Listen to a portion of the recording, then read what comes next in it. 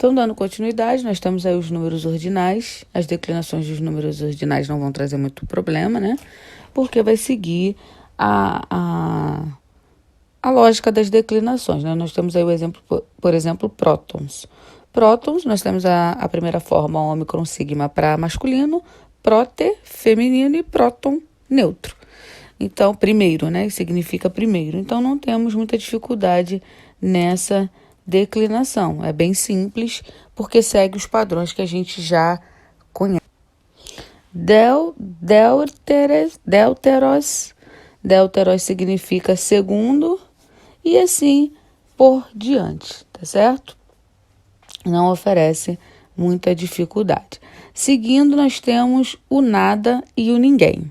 Nada e ninguém aparecem bastante, então é importante a gente gravar essas formas, né?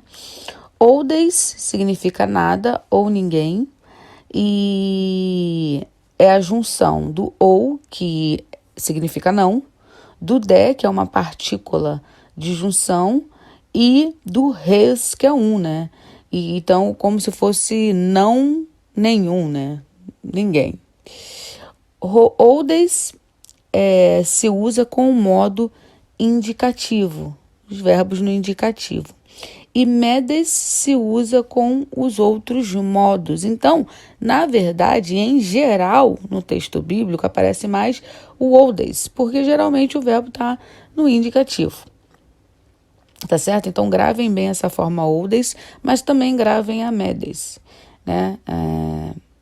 Medeis, perdão, né? Que o acento está lá no final. E porque aparece bastante essas formas, tá certo? Elas também vão seguir sofrer declinação, e aí nós temos a declinação do oldes, né, que aparece bastante. Então, masculino, nós temos a terminação iota sigma, o que é algo que foge do padrão, né, porque geralmente o nominativo é ômega sigma. Feminino, acusativo alfa. Genitivo, aí sim nós temos o ômicron sigma, e no dativo o iota, que já é de praxe, né? Temos aí uma outra forma para feminino, que é oldemias e odemia, e nós temos a forma para neutro, que é oldemos oudeos e oldeni. Meideis vai seguir o mesmo padrão de declinação do que o oldeis. Então, a mesma coisa que vocês estão vendo em cima vai ser com meideis mesmo. Por isso que eu não coloquei a declinação inteira aí. Nada e ninguém, traduzido por nada e ninguém. Lembrando que o oldeis vai ser usado como modo indicativo e o medeis será com os demais modos dos verbos. Isso é importante gravar, porque você vai ter uma noção mais ou menos de quando aparece um e de quando aparece o outro. Agora vamos falar sobre os símbolos, né? Os símbolos numerais. Como eu disse lá no início da aula, os símbolos ele é uma peculiaridade, né? Desde o século II a.C., se usava a letra para representar os números. Para diferenciá-los das letras, se colocava um acento agudo em cima do último número.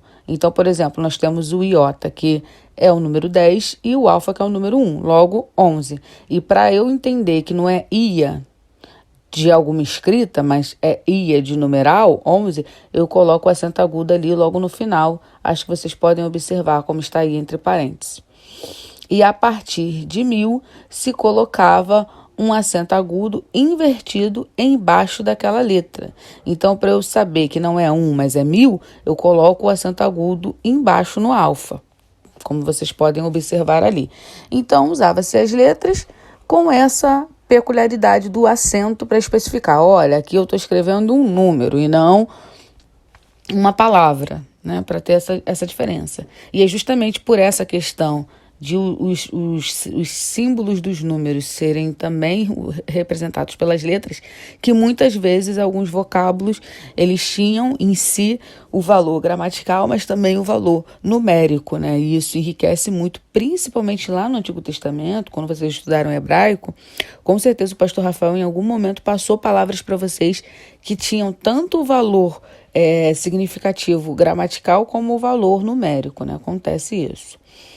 Ainda falando sobre os símbolos dos números, existem uns sinais especiais. Tem um sinal chamado estigma, que é esse meio que um sigma aí, que representa o 6. Nós temos o copa, que representa o 9, e nós temos um samp, que representa 900, e são justamente esses símbolos aí que eu coloquei para vocês, tá? São símbolos diferenciados. Nas edições atuais do Novo Testamento, os numerais são escritos por extenso. Então, você não vai ver essa representatividade por letrinha e acento agudo. Você vai estar escrito por extenso.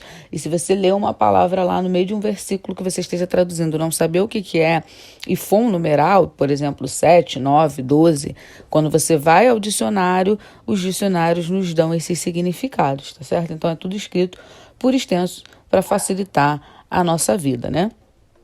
Porque senão ficaria realmente confuso, né? A gente lembrar, todas as palavras em grego já tem acento. Aí você tem que lembrar que aquele acento agudo ali no final da letra significa que ela é um número. Ficaria meio confuso, né? E assim, Apocalipse 13, 18 diz o seguinte: Kairó, arítemos, autu, exacossioi, execonta. É o número dele, 666. Então, tudo escrito bonitinho, por extenso. Aritmos significa número, por isso chega para nós o estudo da aritmética, né? Isso aí acho que não causa grande confusão. E por último, nós temos um vocabulário que a gramática dá muito pequenininho, né? Que não tem muita palavra na nossa gramática em relação a esse estudo. E a única que aparece é uma palavra feminina, redecate, que significa dízimo. As demais o vocabulário não dá. Mas só que para facilitar um pouquinho a vida, eu coloquei aí para vocês os símbolos dos numerais. Então, nós temos aí alfa significa 1, beta 2, gama 3, delta 4, epsilon 5, sigma 6, zeta 7, eta 8 e teta 9. O iota, ele já começa as dezenas. Iota 10, capa 20, lambda 30, mi 40, ni 50, xi 60, ômicron 70, pi 80 e o copa, que é uma letra que cai em desuso depois, né? Ela não permanece, mas nesse tempo, 2 séculos, né, antes de Cristo, usava-se esse copa simbolizando 90, né? Mas quando chega no alfabeto da era de Cristo, esse copa ele não sobrevive.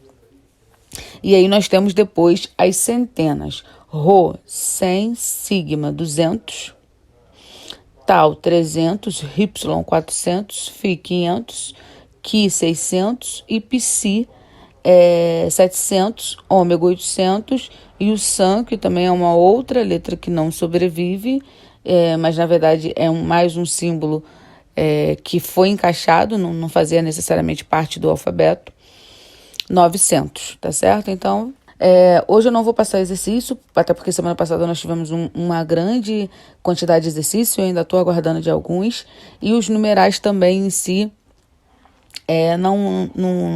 o máximo que eu poderia passar para vocês é ficar declinando os numerais, não ia adiantar muito, né? Não ia ser muito produtivo, tá certo? No mais é isso, queridos, espero que tenha abençoado vocês. Qualquer dúvida me chama no WhatsApp, espero em breve vê-los, fiquem na paz e até a próxima aula.